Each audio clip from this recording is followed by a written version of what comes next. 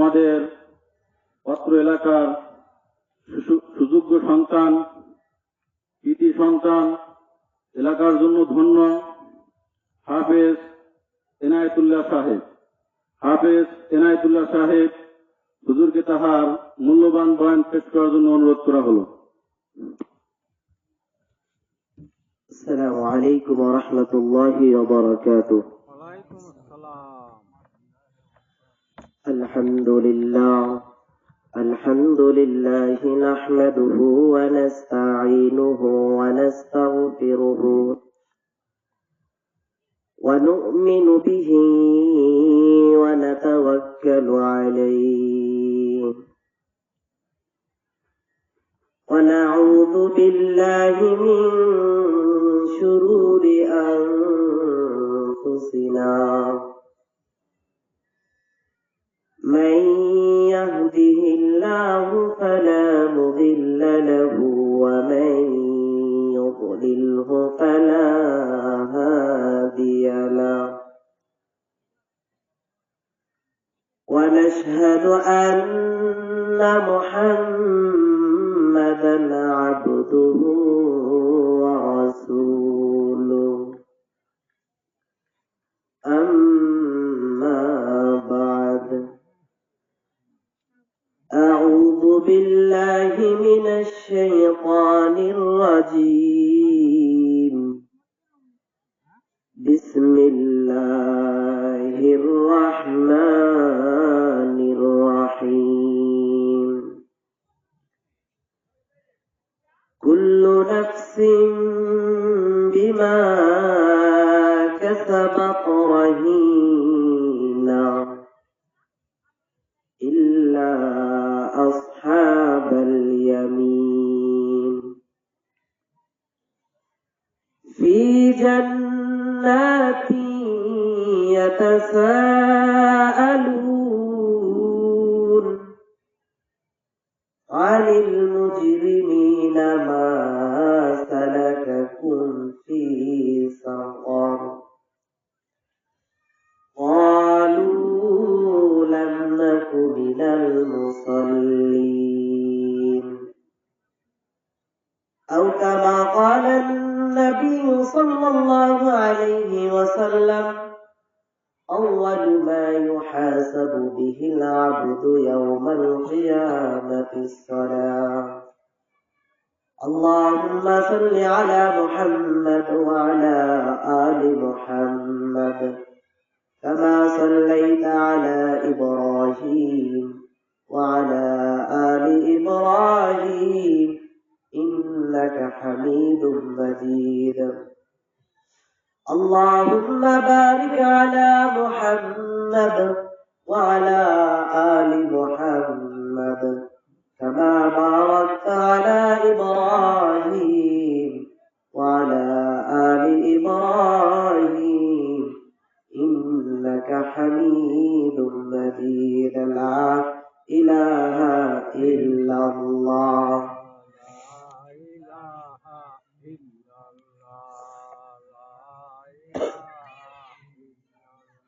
لا إله إلا الله محمد رسول الله صلى الله عليه وسلم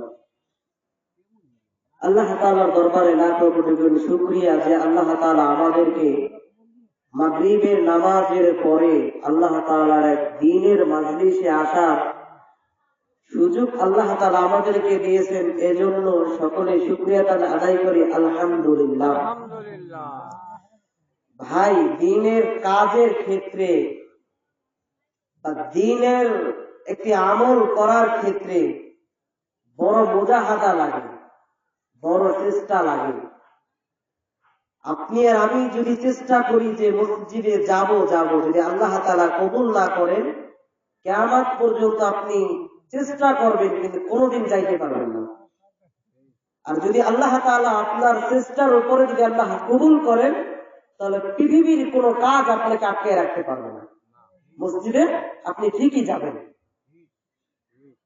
কোরআনের মাহফিল মুসলমান সন্তান আমরা উচিত ছিল সমস্ত আড্ডা বাদ দিয়ে যেহেতু এই মজমা প্রতিদিন বসবে, আগামীকালকে এই মজমা পাবো, কিন্তু চায়ের আড্ডা আগামীকালকেও পাবো, বন্ধুর আড্ডা আগামীকালকেও পাবো, বিবির আড্ডা আগামীকালকেও পাবো, ভাইয়ের আড্ডা আগামীকালকেও পাবো, ইত্যাদি সমস্ত কিছু আগামীকাল যদি আল্লাহ তাআলা হায়াতে বাঁচিয়ে রাখে তাহলে পাবো ইনশাআল্লাহ। কিন্তু আজকের এই কোরআনের মজমা যদি শেষ হয়ে যায় আগামীকালকে আর পাবো না। আর এই মজমা এমন একটি দামি মজমা, আল্লাহ তাআলা বলেন যদি কোনো ব্যক্তি এই কোরআন ও হাদিসের মাহফিলে বসেন তাহলে তার জীবনের সমস্ত সগীরা গুনাহ আল্লাহ তাআলা মাফ করে দেন। বলেন না সুবহানাল্লাহ। আল্লাহ তাআলা মাফ করে দেন। তো আমরা এত বড় হতভাগা, আমাদের গুনাহের পাহাড় হয়ে গেছে, মাফ কিভাবে করাতে হবে এটা আমরা জানি না। এই মাফ করানোর জন্য কোন এক ভাই এই দ্বীনের কাজ করতেছেন, এই দ্বীনের মজমা মিলিয়েছেন, কিন্তু এরপর হতভাগা আমরা কোরআনের মাহফিল আমরা আসতে পারি না। তো যাই হোক, আল্লাহ তাআলা আমাদেরকে যাদেরকে কবুল করেছেন, যেহেতু আমরা আল্লাহ তাআলা এই মজমায় এসেছি, যেহেতু কোরআনের মাহফিল আমরা এসেছি, এজন্য সকলে আরেকবার শুকরিয়া আদায় করি আলহামদুলিল্লাহ। আমি আপনাদের মাঝে কিছু কোরআনের আয়াত তেলাওয়াত করেছি, সেটার মধ্যে আল্লাহ তাআলা বলেন, সময় যেহেতু সংক্ষিপ্ত এজন্য অল্প কিছু কথা বলি। যদি আল্লাহ তাআলা এখান থেকে কোনো একটি কথা আপনার আর আমার মাথার জেহেনের মধ্যে যদি ঢুকে যায়, হতে পারে ওইটা আপনার আমার জীবনে একটা পরিবর্তনের একটি কথা। কি বলেন? একটা পরিবর্তন হতে হলে একটা মানুষের একটা কথা লাগে। জীবনে ঘুরে দাঁড়াতে হলে প্রতিটা মানুষের জীবনে একবার ধ্বংস আসতে হয়, কঠিন পরিস্থিতি আসতে হয়। এই কঠিন পরিস্থিতি থেকে শিক্ষা গ্রহণ করে তিনি আগামীতে শক্ত হয়ে সামনের দিকে অগ্রসর হন, আর তখনই তিনি সফলতা অর্জন করেন। এই জন্যই আল্লাহ তাআলা বলেন যে হে বনি আদম সন্তান, আমি আল্লাহ তাআলা তোমাদেরকে দুনিয়ার জমিনে পাঠালাম সাময়িক সময়ের জন্য, কিছু সময়ের জন্য। আমি তোমাদেরকে দুনিয়ার জমিনে কিছু সময়ের জন্য পাঠালাম। এই কিছু সময়টা একমাত্র আমি আল্লাহ তাআলার ইবাদত করে কাটাইও, একমাত্র আমি আল্লাহ তাআলার ইবাদত করে কাটাইও। যেমন আমরা ঘুরতি উড়াই না, ওই ঘুরতি যখন আকাশে উঠতে থাকে তখন ওই ঘুরতি উপরে যে এরকম বলে আর মালিককে বলেন যে মালিক, এখন আমি অনেক উপরে এসে গেছি, এখান থেকে আমি আর নিচে নামবো না, আমি আর কখনোই নিচে নামবো না, আমি এখান থেকে উপরে উঠে যাব, আমি আর নিচে কখনোই নামবো না। তো মালিক ঘুরটিকে ডাক দিয়া বলতেছেন যে তোমার বাহাদুরি উপরে তুমি গেছো, করতে থাকো, কিন্তু আমার মনের খাহেশ, আমার মনের আনন্দ যখন শেষ হয়ে যাবে, তোমার কল্লার রশি আমার হাতে, আমার আনন্দ ফুর্তি যখন শেষ হয়ে যাবে আমি অটোমেটিক ওই রশি টান দিব, তখন তোমার ক্ষমতা শেষ, তখন তুমি আমার হাতের মধ্যে আসতে বাধ্য হবে। তাই ঠিক তদ্রুপ আল্লাহ তাআলা দুনিয়াতে মানুষকে পাঠাইলেন, বলে দিলেন আমার ইবাদত করো, কিন্তু আমরা দুনিয়াতে এসে বিভিন্ন কাজ কর্ম, বিভিন্ন রং তামাশায় মেতে উঠেছি। মনে হয় আমরা কখনোই মারা যাব না, মনে হয় এটাই আমাদের শেষ, এটাই শুরু, এরকমই মনে হয়। কিন্তু আল্লাহ তাআলা ডাক দিয়ে বলেন যে হে বনি আদম সন্তান, দুনিয়ার মধ্যে যা ইচ্ছা বান্দা তুই কর, কোনো বাধা নাই, কিন্তু তুই শোন বান্দা, যখন তোর হায়াত শেষ হয়ে যাবে আমি মালিক তোকে সাথে সাথে টান দিয়ে আমার কাছে নিয়ে আসবো। তুই যতই বাহাদুরি করস না কেন, তুই যতই ক্ষমতা দেখাস না কেন, যখন আমার সময় হবে, যখন তোর সময় শেষ হয়ে যাবে, আমি তোকে ডাক দিয়ে আমার কাছে নিয়ে আসবো। এজন্যই আল্লাহ তাআলা বলেন যে কুল্লু নাফসিন বিমা কাসাবাত রাহিনা। আল্লাহ তাআলা বনি আদম সন্তানকে ডাক দিয়া বলেন যে হে বনি আদম সন্তান, কুল্লু নাফসিন বিমা কাসাবাত রাহিনা। আমি আল্লাহ তাআলা তোমাকে দুনিয়ার মধ্যে 60 বছর হায়াত দিয়েছি, 70 বছর হায়াত দিয়েছি। কাউকে আমি 10 বছর, কাউকে আমি 1 বছর, কাউকে আমি 1 দিন, কাউকে 1 সেকেন্ড হায়াত দিয়েছি, কাউকে আমি মালিক 100 বছর হায়াত দিয়েছি। কিন্তু বান্দা তুমি সর্বশেষ কথা শোনো, আমি মালিক তোমাকে যতটুকু হায়াত দিলাম না কেন, যখন তোমার এই হায়াতের মেয়াদ যখন শেষ হয়ে যাবে, কুল্লু নাফসিন বিমা কাসাবাত রাহিনা, বান্দা তুমি তোমার জিন্দেগি দুনিয়াতে যেভাবেই কাটাও না কেন, তোমার প্রতি সেকেন্ডের হিসাব আমি মালিকের সামনে দাঁড়াইয়া কাল কিয়ামতের ময়দানে তোমার দেওয়া লাগবে। তুমি যতই বাহাদুরি আর তুমি যতই মাস্তানি করো না কেন রে বন্ধু, আল্লাহ তাআলা ডাক দিয়ে বলেন যে বান্দা তুমি যতই বাহাদুরি করো কিন্তু তোমার বাহাদুরি একদিন শেষ হয়ে যাবে। আমি মালিক তোমাকে যে কয়দিন হায়াত দিয়েছি, যখন তোমার হায়াত শেষ হবে, যখন তুমি আমার কাছে আসবে, তখন তুমি তোমার জিন্দেগির প্রতিটা সেকেন্ডের হিসাব আমার কাছে তোমার দিতে হবে। সকলে জিকির করে লা ইলাহা ইল্লাল্লাহ। লা ইলাহা ইল্লাল্লাহ, লা ইলাহা ইল্লাল্লাহ,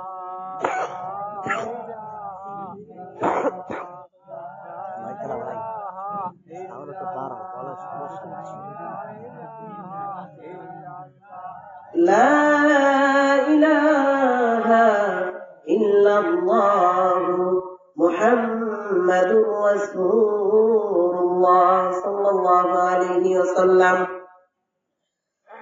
চার ব্যক্তি রাত্রেবেলা উঠছেন চুরি করতে, তাহাজ্জুদের সময়। চোররা চুরি করে কখন? রাত যখন গভীর হয়, রাত যখন, আরে কথা কন সবাই, রাত যখন গভীর হয় তখন চুরি করতে ওঠে না? তা চার ব্যক্তি চুরি করতে উঠছেন। তো চার ব্যক্তি চুরি করতে ওঠার পরে এদিক দিয়া আর এক ব্যক্তি উঠছেন, তিনি তাহাজ্জুদের নামাজ আদায় করার জন্য। কারণ তাহাজ্জুদ ওয়ালা ব্যক্তি বলতেছেন যে এই মহল্লায় বা এই এলাকায় আমি শুধু একা তাহাজ্জুদ করি না, আরো তাহাজ্জুদ গুজার আছেন। আর ওই চার ব্যক্তি বলতেছেন যে এই এলাকায় আমরা শুধু একাই চোর না, চোর কিন্তু আরো আছেন, চোর কিন্তু আরো আছেন। যার মনে যা হাল দিয়ে ওঠে তা, এটা হলো গ্রাম্য ভাষা। যার মনে যা হাল দিয়ে ওঠে তা। তাহাজ্জুদ বোঝার ব্যক্তি বলতেছেন যে এ জামানায় শুধু আমি একা তাহাজ্জুদ করি না, আরো তাহাজ্জুদ ওয়ালা ব্যক্তিত্ব আছে। আর ওই চার চোর বলতেছেন যে আমরা একা চোর না, এই মহল্লায় আরো চোর আছে। তো ওই চার ব্যক্তি বলতেছেন যে চলো তাকে আমরা সাথে নেই। আর এক ব্যক্তি বলতেছেন যে ওরা চারজন, যদি আমি যাই, যদি আমাকে মার দেন তো যাই হোক, সামন নয়, পাঁচজন এক জায়গা হলেন। তখন তাদের সাথে মিশে গেলেন এক ব্যক্তি। তখন বলতেছেন যে ভাই তোমরা কি করো? মিয়া ফজল্লাহ, আমরা তো জাতি ভাই, আমরা তো চুরি করি। চুরি করো? হ্যাঁ। আমিও তো চোর, আমিও চুরি করি। তুমিও চুরি করো? হ্যাঁ। এখন ওই চার ব্যক্তিকে বলতেছেন যে তোমাদের ভিতরে কার কি গুণ আছে, তোমাদের গুণ দেখে আমি তারপরে চুরি করতে যাব তোমাদের সাথে, আমি একাই যাব। চার ব্যক্তির এক ব্যক্তি বলতেছেন যে আমি ঘরের সামনে যখন যাই, যখন কুকুর যেই কথা বলেন ওই কুকুরের ভাষা আমি বুঝি। দ্বিতীয় ব্যক্তি বলতেছেন যে তালা খুলতে হয় না, আমি তালা ইশারা করলে তালা খুলে যায়। তিন নম্বর ব্যক্তি বলতেছেন যে কোথায় স্বর্ণ গণ্য টাকা পয়সা আছে, নাকের ঘেরান আমি বলে দিতে পারি। চার নম্বর ব্যক্তি বলতেছেন যে আমি রাতে যাকে দেখি আমি দিনে তাকে চিনি। এই চার ব্যক্তির চার গুণ বর্ণনা করলেন। এখন বলে তোমাদের ভিতরে সব গুণই আছে, চলো আমাদের সাথে চুরি করা যায়। চার ব্যক্তি বলতেছেন যে আমাদের গুণ সম্পর্কে জানলেন, আপনার গুণ কি তা বলবেন না? তখন তিনি বলতেছেন যে আমার কোনো গুণ নাই, কিন্তু আমার দুইটা গুণ আছে। আমার দাড়ি যদি ডান দিক ঘুরান দেই তাহলে ফাঁসির আসামি মুক্তি পাওয়া যান, আর আমার দাড়ি যদি বাম দিক দেই তাহলে জেলের আসামি, যাবজ্জীবনের কারাদণ্ডের আসামি, তিনিও মুক্তি পাওয়া যান। চার ব্যক্তি বলতেছেন চুরি করতে যাইয়া এই দুইটারই থাকে ভয়। যেহেতু আপনার কাছে এই দুই গুণ আছে, তাহলে চলেন আমরা সবাই জাতি ভাই আমরা একসাথে চুরি করতে যাই। এখন বলতেছেন যে কার বাড়ি চুরি করতে যাব? ওই জায়গা যে এক ব্যক্তি গেলেন, সেই এক ব্যক্তি হলেন সুলতান মাহমুদ গজনবী। সুলতান মাহমুদ গজনবী। এখন বলতেছেন যে আমরা আজকে বাদশার ঘরে, সুলতান মাহমুদের ঘরে চুরি করতে যাব। বাদশাহ বলতেছেন চুরি আমার ঘরে? তা চলো যাই, তার ঘরে চুরি করতে পারলে আর জীবনে চুরি করা লাগবে না, চলো আমরা সবাই যাই। তখন ওই 5 ব্যক্তি গেলেন। যখন গেটের সামনে গেছেন, এখন বলতেছেন যে বাড়ির সবাই তোমরা অ্যালার্ট থাকো, সুলতান মাহমুদ চোর নিয়ে আসতেছেন, মেহমান নিয়ে আসতেছেন বাড়ির ভিতরে। কুকুরকে বলতেছেন যে কুকুর কি বলে, যে কুকুরের ভাষা বোঝে, সে বলতেছেন যে কুকুর বলতেছে যে বাড়ির ভিতরে নাকি মেহমান যাইতেছেন, একই আমরা কি সবাই চোর, তা মেহমান বলতেছে কেন? তখন বলতেছে তুই চুপ থাক, তোর মাথা নষ্ট হয়ে গেছে, তোর মাথা নষ্ট হয়ে গেছে, মেহমান কই বেটা, আমরা সবাই চোর, আমরা সবাই চোর।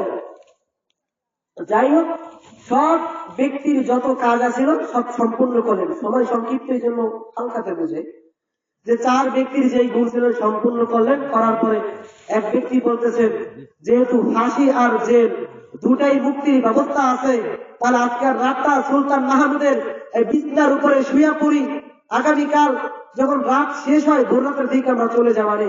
সুলতান মাহমুদ একজন প্রধানমন্ত্রীর বাসা, তার বাসায় ঘুমানোর সাথে সাথে 4 ব্যক্তির ঘুম এসে গেছে। সুলতান মাহমুদ বাহির থেকে তালা মেরে চলে গেছেন রাজ্যে। ফজরের নামাজ শেষ করার পরে তারাটা ফোর্স পাঠালেন, অমুক ঘরে যাও, 4 ব্যক্তি আছে, তাদেরকে ধরে নিয়ে আসো। তাদেরকে ধরে নিয়ে আসা হলো। 3 ব্যক্তি কান্না করেন। কোন 3 ব্যক্তি? যে ব্যক্তি কুকুরের ভাষা বোঝেন তিনি কান্না করেন, যে ব্যক্তি তালাক হলেন তিনি কান্না করেন, যে স্বর্ণবর্ণ নাকে ঘেরান নেন তিনিও কান্না করেন। কিন্তু এক ব্যক্তি কান্না করেন না। কয় ব্যক্তি? এক ব্যক্তি কান্না করেন না। সে কেন কান্না করেন না?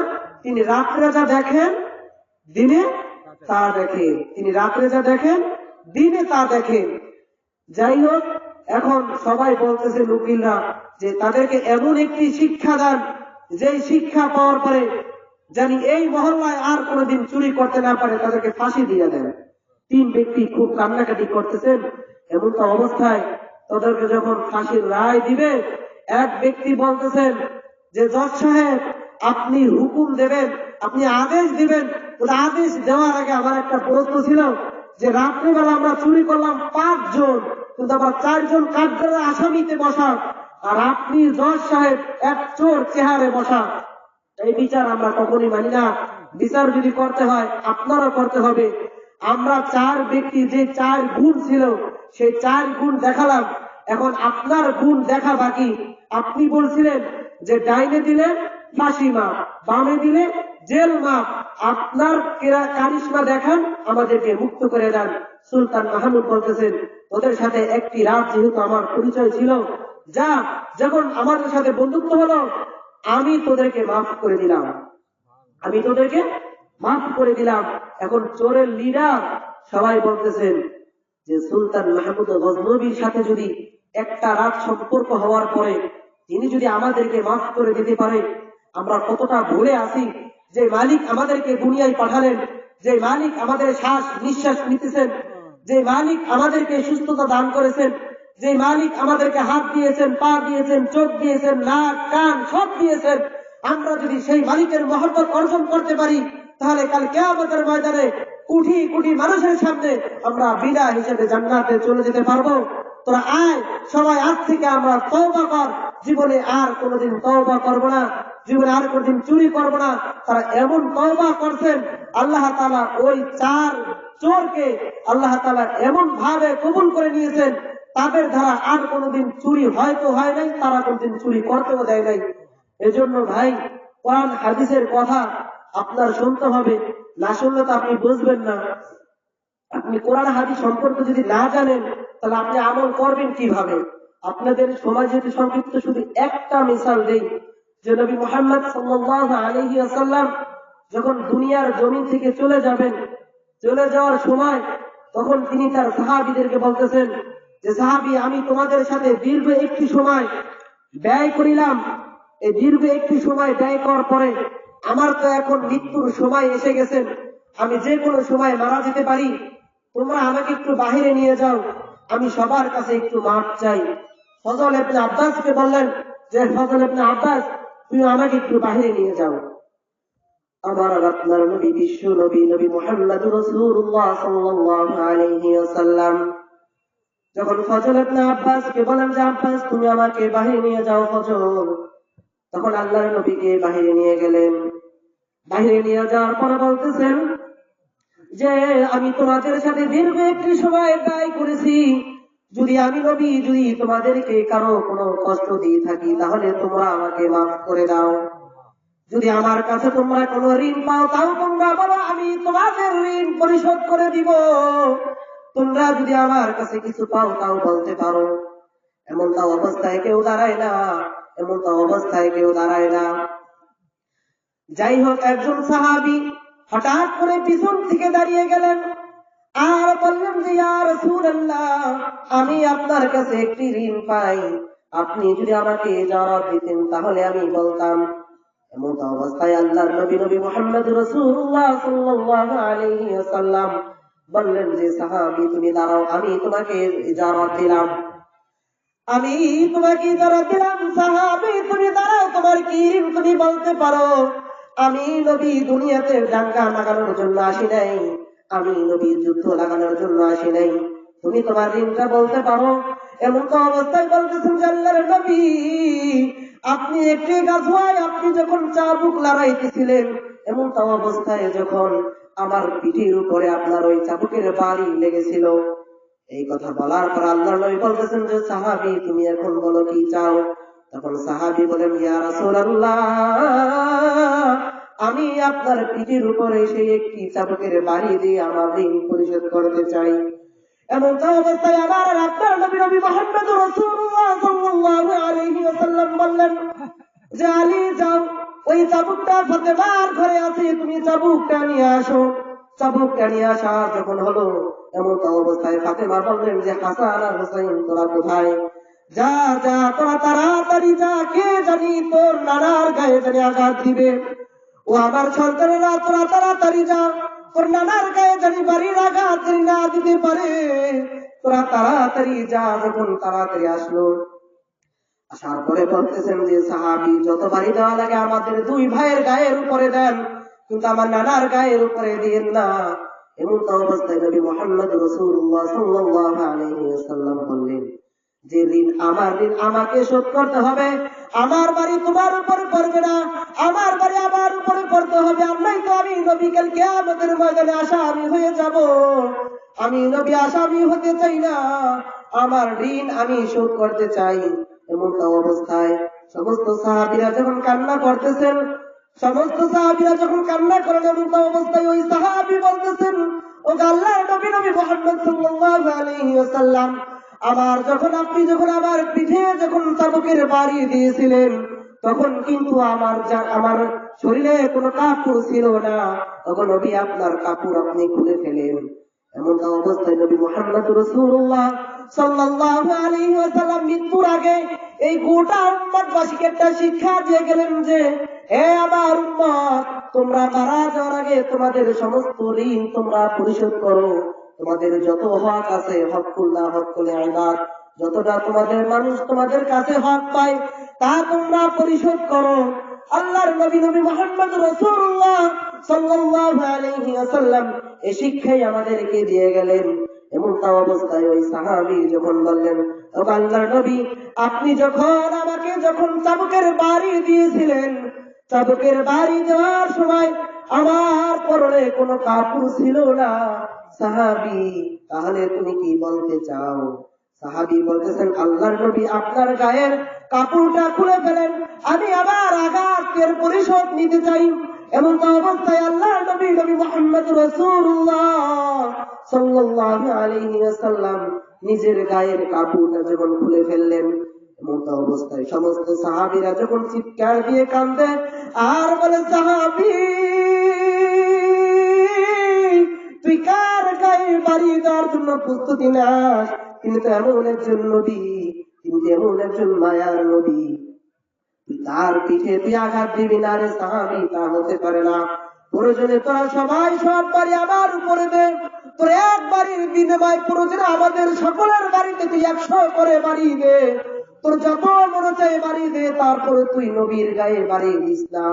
যাই হোক, এই কথা বলার পর নবী মুহাম্মদ রাসূলুল্লাহ সাল্লাল্লাহু আলাইহি ওয়াসাল্লাম যখন তার গায়ের কাপড়টা খুলে ফেললেন, এমন অবস্থায় ওই সাহাবী তার হাত থেকে চাবুকটা ফেলে দিয়ে নবীর মহরে নবুয়তের উপরে যখন একটা চুমু দিয়ে দিলেন, চুমু দেওয়ার পরে বলতেছেন, আল্লাহর নবী, আপনি কিভাবে ভাবলেন আমি আপনার গায়ে বাড়ি দিব? আপনি তো এমন একজন নবী, আপনার গায়ে মশা মাছি পর্যন্ত পড়তো না। আমি সাহাবী আপনার গায়ে বাড়ি দিতে পারি না। আমি তো আপনার গায়ে বাড়ি দেওয়ার জন্য দাঁড়াই নাই। আমি তো আপনার বাড়ির প্রতিশোধ নেওয়ার জন্য দাঁড়াই নাই। আমি দাঁড়িয়েছিলাম এই জন্য যে কাল কিয়ামতের ময়দানে যখন কঠিন ভয়াবহ হবে, আমি আল্লাহ তাআলার সামনে কি আমল নামা দিয়ে দাঁড়াবো, আমার আমল নামায় কি থাকবে? আমি যখন কাগজ নিয়ে দাঁড়াবো, যখন দেখবো আমার কাগজ সাদা, তখন আমার জিন্দেগির কোনো মূল্য থাকবে না। আমি এর জন্য আমি একটা উসিলা বানাইতেছিলাম, আমি একটা উসিলা খুঁজতেছিলাম। কাল কিয়ামতের ময়দানে যদি আল্লাহ তাআলা আমাকে যদি ডাক দেয় আর যদি বলে, বান্দা তোর কোন আমল তোর কবুল হয় নাই, তখন আমি কাল কিয়ামতের ময়দানে আমি এই দৃশ্য, আমি এই আমল নামা আল্লাহ তাআলার কাছে নিয়ে দাঁড়াবো আর বলবো যে মালিক আপনি দেখেন আমার জিন্দেগিতে কোনো আমল নাই, আমার জিন্দেগিতে কোনো কিছু নাই, কিন্তু আমার জিন্দেগিতে আপনার নবী মুহাম্মদ রাসূলুল্লাহ সাল্লাল্লাহু আলাইহি ওয়াসাল্লাম যাকে না বানাইলে দুনিয়া ও আসমান জান্নাত জাহান্নাম কিছু বানাইতেন না, সেই নবীর মহরে নবুয়তের আমার ঠোঁটের চুমা ওইখানে লাগানো আছে। আর নবীর মহরাতে চুমু খাওয়া ঠোঁট কোনোদিন জাহান্নামে যাইতে পারে না। আজকাল কিয়ামতের ময়দানে আমি আপনার কাছে এই আমলনামা পেশ করলাম, আপনি ওই নবীর মহরতে চুমু দেওয়ার খাতিরে আপনি আমাকে মাফ করে দেন। বলনা সুবহানাল্লাহ। যাই হোক ভাই, সময় সংক্ষিপ্ত। আল্লাহ তাআলা আমাদেরকে, আসল কথা কি যে দিনের এক মাজলিস দেখেন, যে আমাদের বড় আফসোস লাগে যে কোরআনের মাহফিলে আমরা আসতে চাই না, কিন্তু আমরা মুসলমান, এটা আমাদের দরকার ছিল এই মাহফিলে। আমি হয়তো ছোট গুনাহগার মানুষ, আমি আপনাদেরকে বুঝাতে পারি নাই, যতটুকু বোঝানো হইলে সময় লাগে, তো যেহেতু সময় নাই, যতটুকু বুঝাইলাম, যদি কেউ কষ্ট পেয়ে থাকে, যদি কোনো ভুল হয়ে থাকে, আল্লাহ রাস্তায় মাফ করে দিবেন। আল্লাহ তাআলা আমাদের সকলকে বাকি জীবন কোরআন হাদিস অনুযায়ী চলার তৌফিক দান করুক। আমিন। ওয়া আখিরু দাওয়ানা আলহামদুলিল্লাহি রাব্বিল আলামিন। আসসালামু আলাইকুম ওয়া রাহমাতুল্লাহি ওয়া বারাকাতুহু।